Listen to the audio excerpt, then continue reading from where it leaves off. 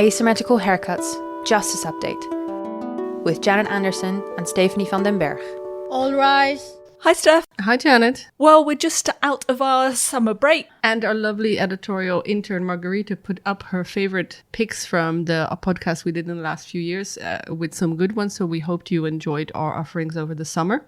I certainly did. I really enjoyed looking back at ones like Bringing Up the Bodies, which was all about investigating mass graves. And what keeps on striking me when we go back over our episodes is how the themes keep on coming back again and again. I hope we never get bored with this, but it's just, oh my God, we keep covering the same stuff. Yeah, but we did so much. What happened to me over the summer is that for some reason my podcast catcher kind of caught on to an old episode and I was listening to it, but I wasn't hearing our voices. So I was listening to the Canada episode of cultural genocide and I was listening to the discussion thinking, wow, this is really interesting. And then you jumped in and I thought, oh, this is our podcast. We made a really interesting We actually made a really interesting podcast. Yeah. Well, luckily we do sometimes, but now it's back to work again after the break. I thought we might as well just kick off this kind of season, not that we describe them as seasons, by looking ahead a bit, looking at what the big issues are that we will be keeping an eye on. I thought maybe one of the things would be to tie it to some of the anniversaries that have been commemorated during the last couple of weeks. Yeah, and let's not forget that we also should mention some of the things we're planning to make sure that people know what we're up to and what they should expect in future. Okay, promise to do that at the end. But let's start off with some of those big anniversaries. Myanmar, it's the 10th anniversary of the forced displacement of the Rohingya minority from Myanmar. I'm relying on you, as always, Steph, to do a bit of Stephopedia. I have in mind International Court of Justice. There's been stuff going on, maybe ICC. Tell me, what's happening? Well, what I missed because I was already on holiday, but I definitely followed from my holiday destination, is that the ICJ decided that it does have jurisdiction to hear the claim of the Gambia. And the complaint of the Gambia is about genocide. It's about genocide. So yes, so the Gambia said Myanmar is committing genocide against the Rohingya and I'm a party to the Genocide Convention and so is Myanmar and they should stop it. And as a party to the Genocide Convention, I have legal standing to bring up this issue. And the Myanmar had argued several things that Gambia wasn't directly involved and then maybe it couldn't bring a claim like this. It also argued that Gambia was bringing the claim on behalf of the International Organization for Islamic States, which supports the Gambia's claim, and that it should be kind of thrown out on that basis. But the judges all said, no, this can go ahead. So now we're waiting for hearings on the merits. I know there's some more stuff to say, but I'm wondering with that, what kinds of things would you especially be looking out for in the future? What are the tangible, I mean, there may be very small things, very legal things, but what are the tangible things that you're going to be saying, that's really crucial and significant? What I'm really interested in is the evidence that Gambia is going to bring to prove that it's genocide, because it's a really high threshold, isn't it, to really actually prove genocide? And previously when they decided, they have one case where they decided it's genocide, which was the Bosnia-Serbia case before the ICJ. And there, of course, you had ICTY ruling it genocide. So the judges had another court to rely on, which of course they don't have here. And my experience with ICJ judges is that they don't like to, in that sense, decide things for themselves if there's no legal precedent for them. And what else on the ICJ? Did I see some other countries getting involved? What does that mean? They're intervening in the case.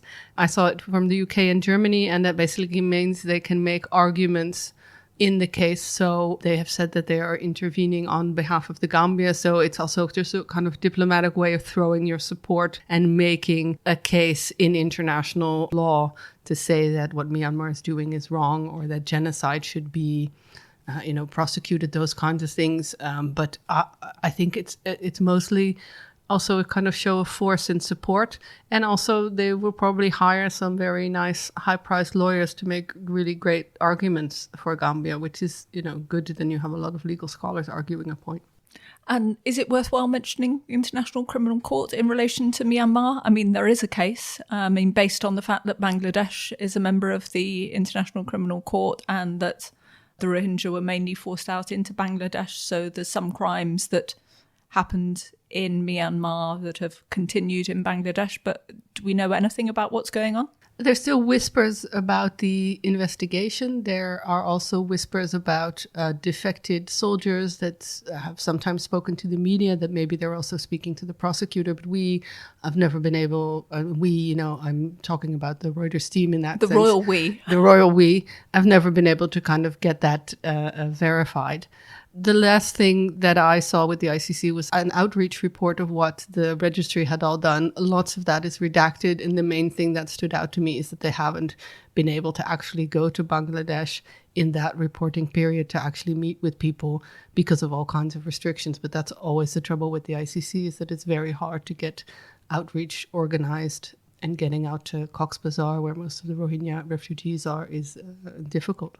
A couple of things that I kind of noted on this was I really like the phrase that Priya Pillai has used for a symposium that she's running on Opinio Juris, or Opinio Juris, never know which, describing this as international indifference, sort of 10 years down the road. And the other thing was still how important documentation is to, the people that we talk to mainly. I was listening to Nick Comedian, who's the head of the Independent Investigation Mechanism for Myanmar, the IIMM. It was a session organised by Victims Advocates International, and they were still talking about the big variety of avenues for the material that they are collecting. They mentioned, for example, Argentina, which is still a case that we haven't covered properly, maybe one day, which is about sexual and gender-based crimes on the basis of universal jurisdiction, that there'd be a case in Argentina on what happened in Myanmar. But they mentioned that much of their material could also be used at the ICJ, could also be used at the ICC. And the questions that were coming in that session were from Rohingya in the camps in Bangladesh. And they were, a lot of them, well, let's say half of them were about, why is nothing happening kind of questions, which is very understandable. But the other half were about, where can my material go? What use is it for me to tell my story? And this push was still, please let us document it. Please let us gather the information. Therefore, it can be of use at some point in the distant future. But that's so difficult, because everybody, when documentation is also very front and center about another situation, we're also going to talk about Ukraine. But there is a lot of talk about documentation and all the different things that it could go to, including, as here, the ICC, the ICJ. There they also have local prosecutions here with Myanmar. We're going to cover that later. Yeah, Don't say it yet. I won't.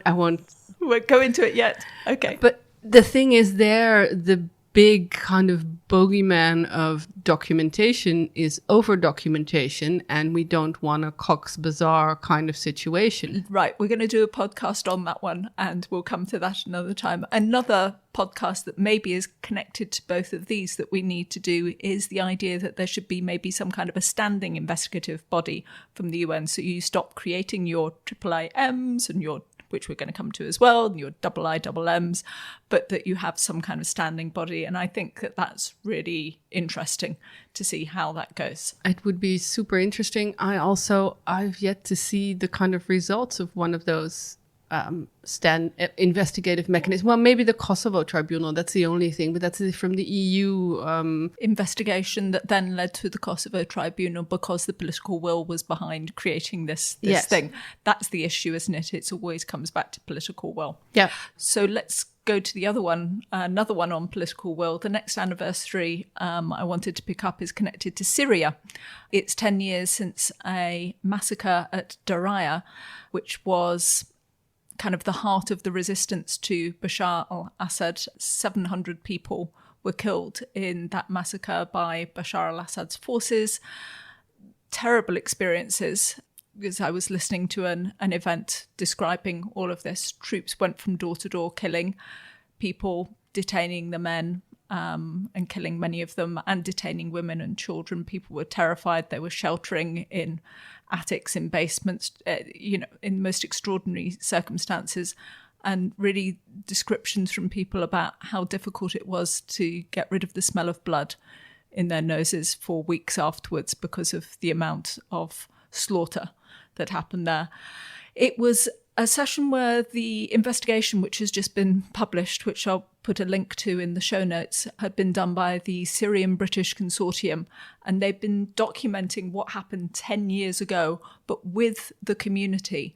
And they'd actually explained to all the members of the community that they were interviewing what's going to happen to their materials, that this isn't necessarily directly for a specific court case. It's not necessarily going to end up in a case. It might do, but just it's important to get the material, not to overpromise as to what will happen, but there are very few avenues for accountability at the moment. But even just to stop a normalization of relationship with the Syrian authorities, it's important to document how bad it was. So I found that really interesting. But again, Steph, why don't you Stephopedia on, because they made it clear that there are very few avenues available. What is available on Syria at the moment? Well, on Syria, it's mostly now universal jurisdiction. There are cases in Germany. There are cases in the Netherlands with the militia leaders being, I think the trials are being prepared at the moment. There's a case in France. I think there's also cases in Sweden, and I am thinking Finland, but I would have to check, but some other Scandinavian countries. So that seems to be the main avenue. There is also some movement with Netherlands and Canada. People are arguing that the Netherlands and Canada maybe bring an ICJ case based on the Convention Against Torture. But what I remember on that is that it takes a long time before you even approach the ICJ. So you first start off by saying you have a dispute. Exactly. And so they have done that, so they're making all the kind of steps that you need before you could bring a case to the ICJ under the convention, because those are the kind of things that the court looks at. Is there a dispute? Did you try to have negotiations? Then did the negotiations not work? Then did you, say to somebody that this is not working, we might go further, and then you can go to the ICJ. So what I understood from a source that I spoke to in the Dutch government is that they're still in the state where they're negotiating or having talks with Syria about this issue and kind of establishing that there is a dispute and seeing if it could be resolved like that. Okay, a bit of a long game. Very clearly, though, there is no chance of the International Criminal Court taking this on. There was an effort several years ago to try to get a referral through the UN Security Council, which is one of the ways that you can actually get a case going at the ICC, and that did not happen with the resistance from Russia, who's a party to what's been going on in Syria. There's that case of people trying to have a similar case like the Myanmar case, where you look at deportations via Jordan, which has a lot of Syrian refugees. But I think that's not going anywhere at the moment.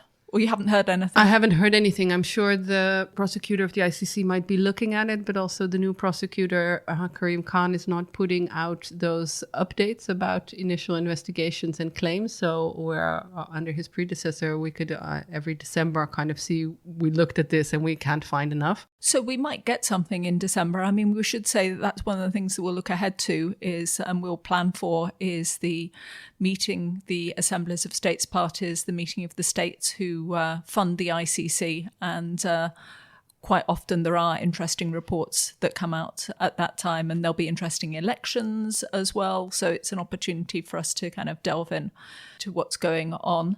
Absolutely. I think for Syria, like you said, it remains the long game. I think the focus on documentation is probably very much the right one. We've seen here, in international justice, a lot of times that if there is regime change, then suddenly things are possible that weren't before. And maybe, for the people of Syria, that is something that will happen. I felt it was really interesting what you said about documentation, because I've been talking a lot for a story I can't yet talk about, but about reparations with people and the different kind of reparations, and that we're always talking about compensation. But they also said it's just so important to have that acknowledgement of that, yes, you were a victim and no, it wasn't your fault and this is your story and this actually happened. And documentation might be one of the ways to do that, especially if you don't overpromise and people understand what is the goal of what of the material you're gathering.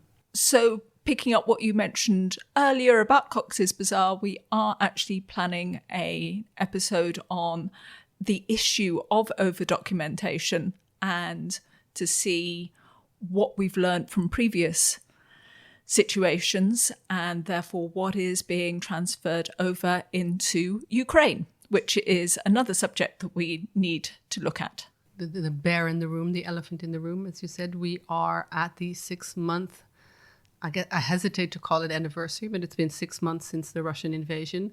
It's been a whirlwind of justice and accountability efforts, and I will Stephopedia some of it. Please do. There is, right after the invasion, there was fairly quickly a referral to the ICC from 43 states. Because we should mention Ukraine has given the ICC jurisdiction but isn't a member.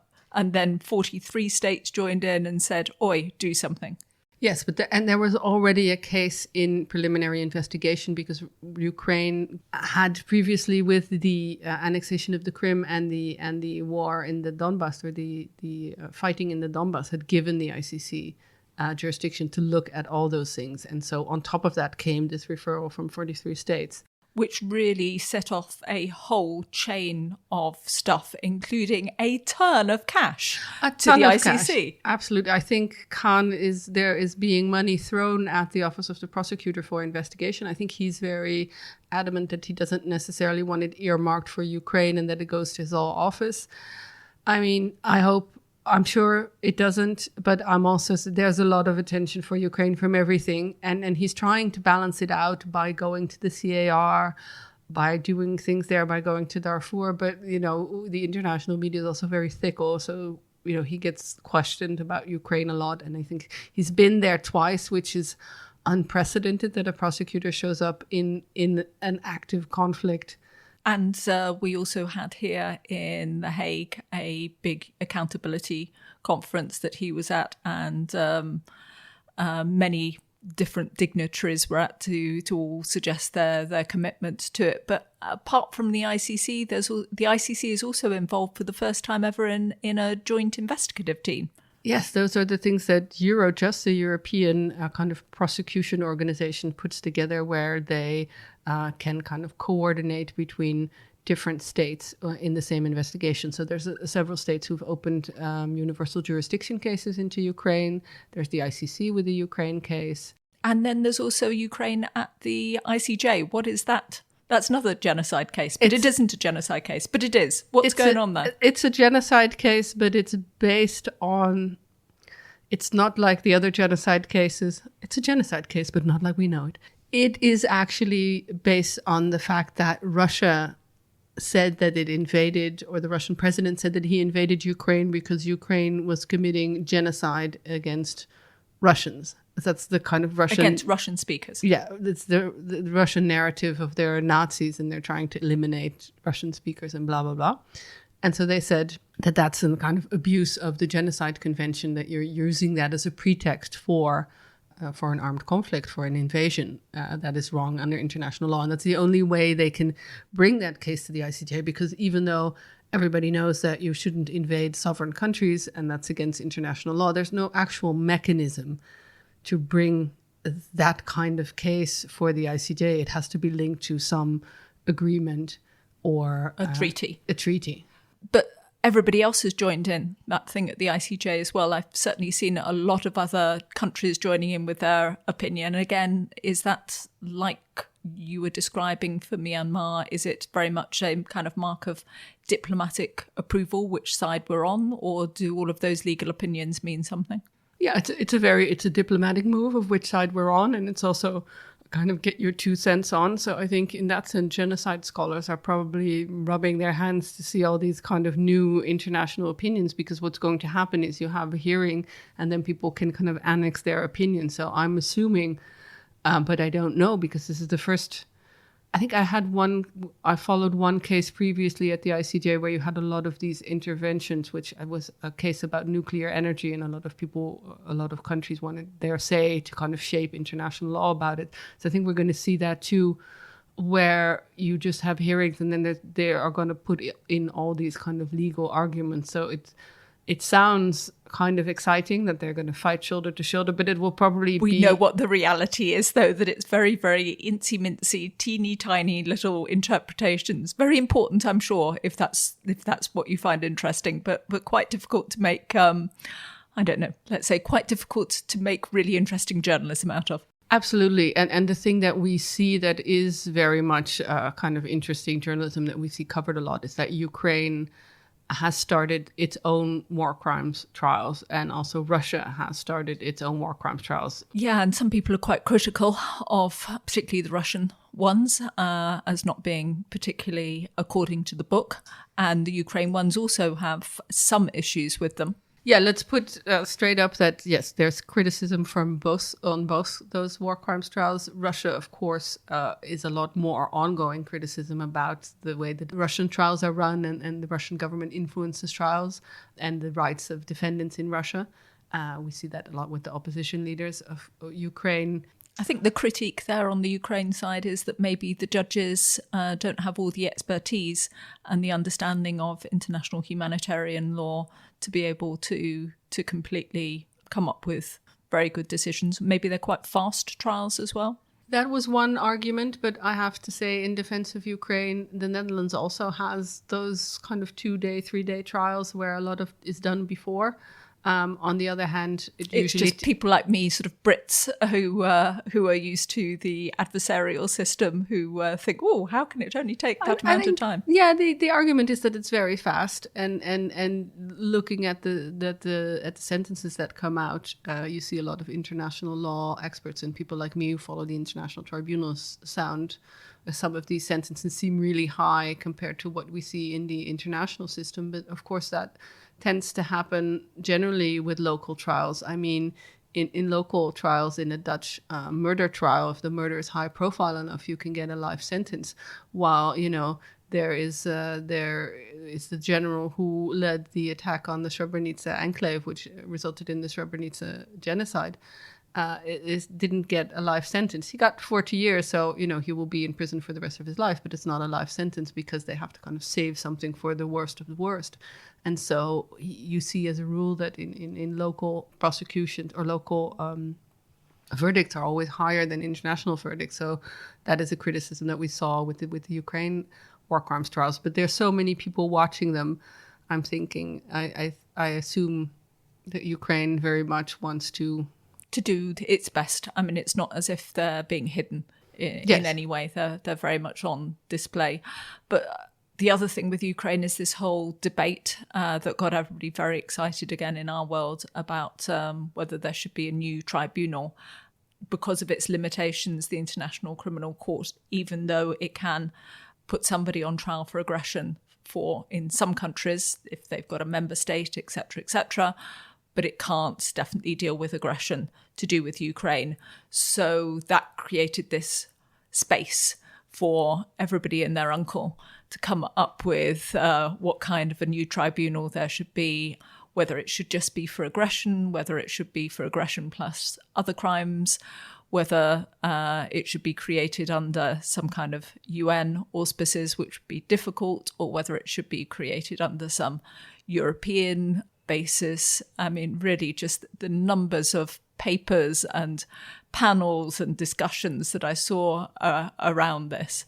I don't know what you think, Stephanie. I'm particularly thinking about when you look at your experience in the Balkans. I mean, does it really help, this whole kind of let's create yet another thing and another thing and another thing? I think that's a problem, and that's the sense that all of this transitional justice thing is being thrown in Ukraine, and all these ideas are being floated, and there's a huge amount of focus on prosecution of wrongdoers, of perpetrators, of war criminals.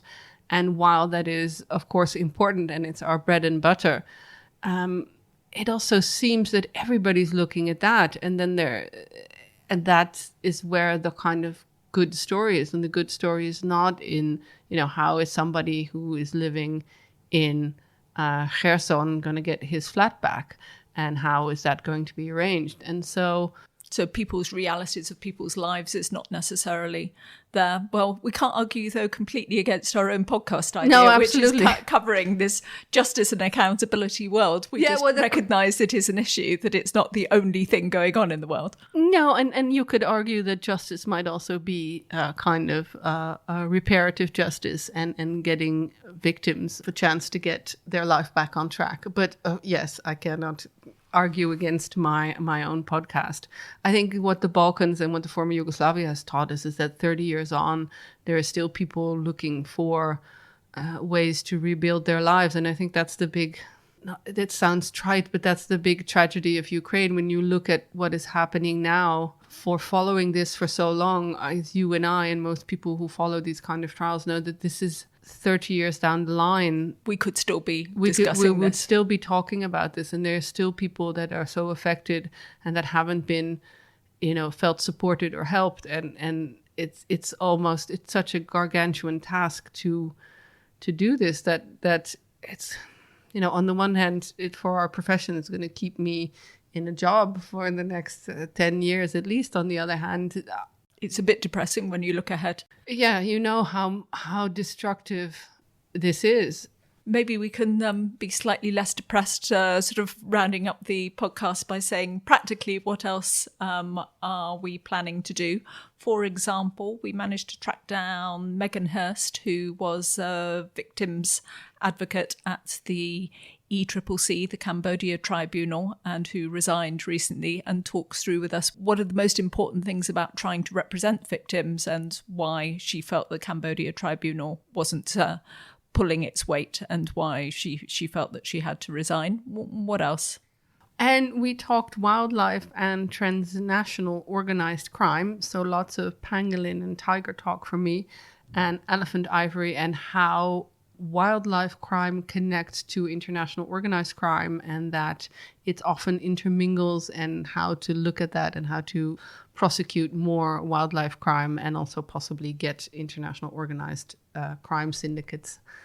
We have lots of other plans. We won't jinx them by telling you every single one. But for example, there's one where we will be going in, I hope, in detail on the history of reparations and looking back a bit, maybe to last century, maybe even earlier, to understand where the ideas came from as to why one group of people or one country should pay another one.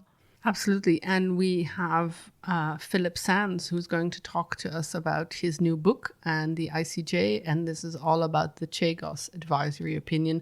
Of course, while we have him in the hot seat, we'll also ask about his support for the Ukraine Aggression Tribunal. Well, I hope we get time to do all of that with him. I'm particularly interested to push him on the changes that we've seen going on at the ICJ, and what the effect of that Chagos advisory opinion has been.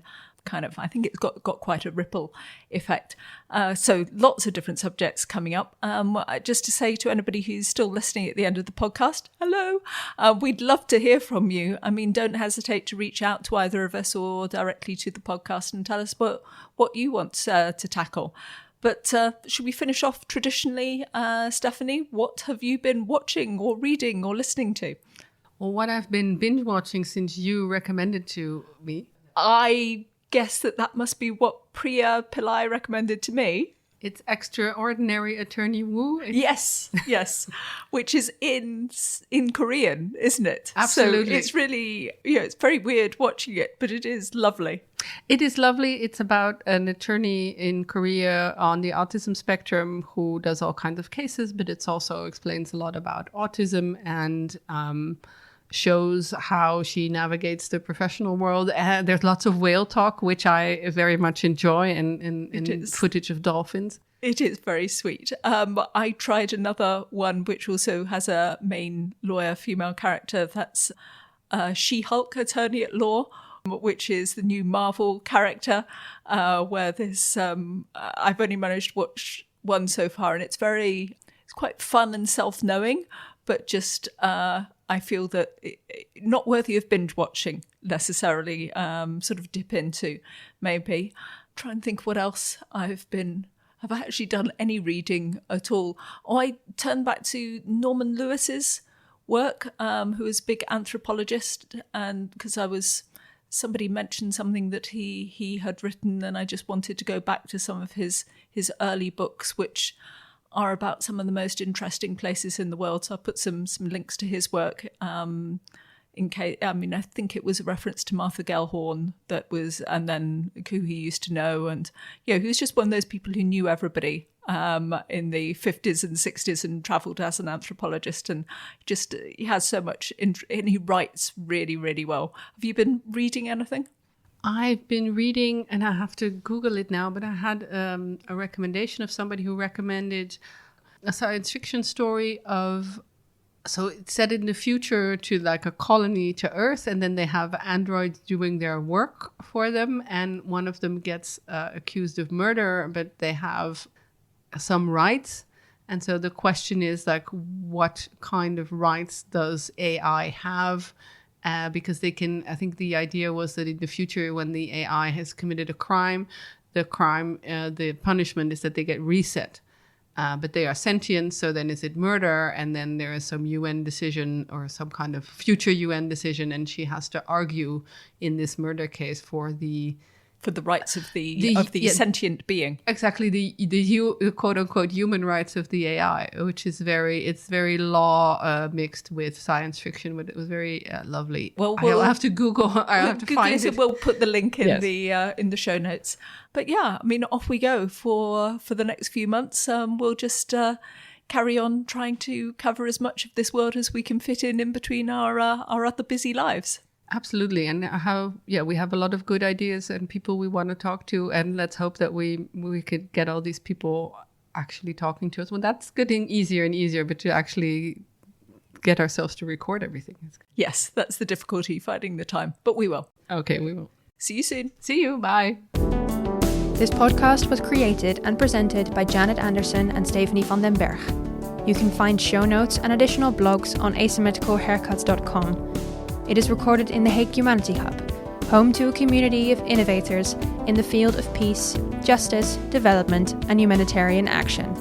Music is by audionautics.com, and the show is available on every major podcast service, so please subscribe, give us a rating, and spread the word.